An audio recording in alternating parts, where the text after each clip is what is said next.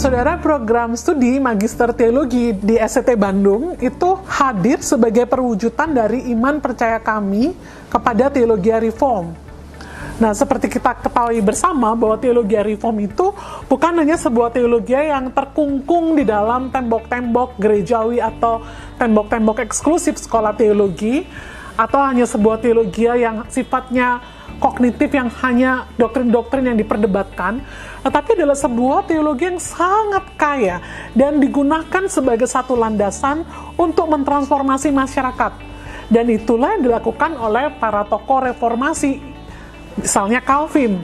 Ya, kita tahu apa yang dilakukan oleh Calvin di zamannya. Dia tidak hanya menuliskan pemikirannya yang sangat hebat tentang doktrin-doktrin dasar yang kita gunakan sampai saat ini, tetapi Calvin juga menggunakan landasan teologianya itu untuk menjawab isu-isu yang terjadi di zamannya. Calvin peduli terhadap pendidikan, dia peduli terhadap kemiskinan yang banyak sekali terjadi pada waktu itu, dia peduli terhadap perkembangan ekonomi, peduli terhadap etika kerja orang-orang yang percaya kepada Kristus, dia peduli kepada pemerintahan dan politik. Dan itulah sebabnya hari ini SCT Bandung ingin sekali menerjemahkan apa yang ada di dalam pemikiran teologi reform itu ke dalam kurikulum. Nah, oleh karena itu kalau saudara melihat kurikulum program studi Magister Teologi di SCT Bandung berbeda dengan program studi di sekolah lain. Karena di sini tidak hanya belajar tentang doktrin-doktrin dalam rangkaian sistematik teologi yang murni begitu, atau studi biblika yang sifatnya sangat tekstual. Tetapi kita mencoba melihat isu-isu yang terjadi dalam masyarakat berdasarkan perspektif teologi reform atau teologi kerangka teologi biblika yang sehat.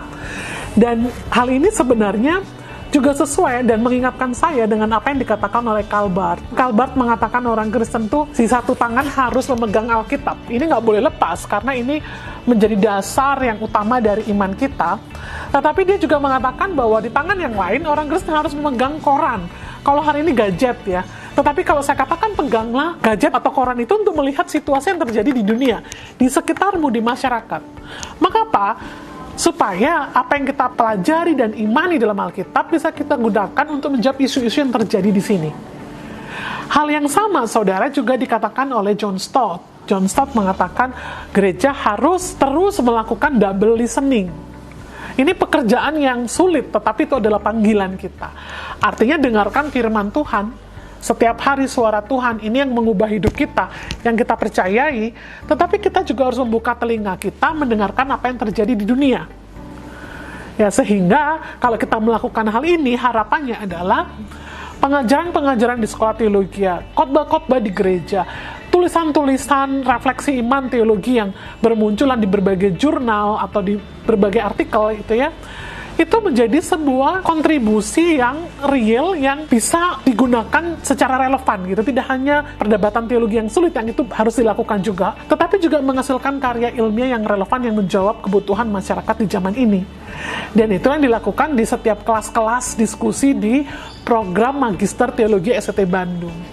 Karena itu kalau saudara tertarik dengan teologi reform yang kuat atau kerangka teologi biblika yang sehat, tetapi juga saudara sangat concern dengan isu-isu kemasyarakatan, program studi ini menjadi salah satu program studi yang harus saudara pertimbangkan. Di sini kita akan berdiskusi, belajar bersama, bukan hanya dengan dosen-dosen yang ahli di bidang teologi atau biblika, tetapi juga dengan dosen-dosen yang kita undang yang ahli di bidang ekologi misalnya, yang mengerti ekonomi, pejuang kesamaan gender, dan lain sebagainya. Kita undang narasumber-narasumber yang berbeda, dan kita berdialog dengan mereka melalui kelas-kelas yang ditawarkan di SCT Bandung. Setelah saya belajar di program studi MTH STTB, saya menyadari betapa pentingnya mengaitkan teks Alkitab dengan isu-isu kemasyarakatan.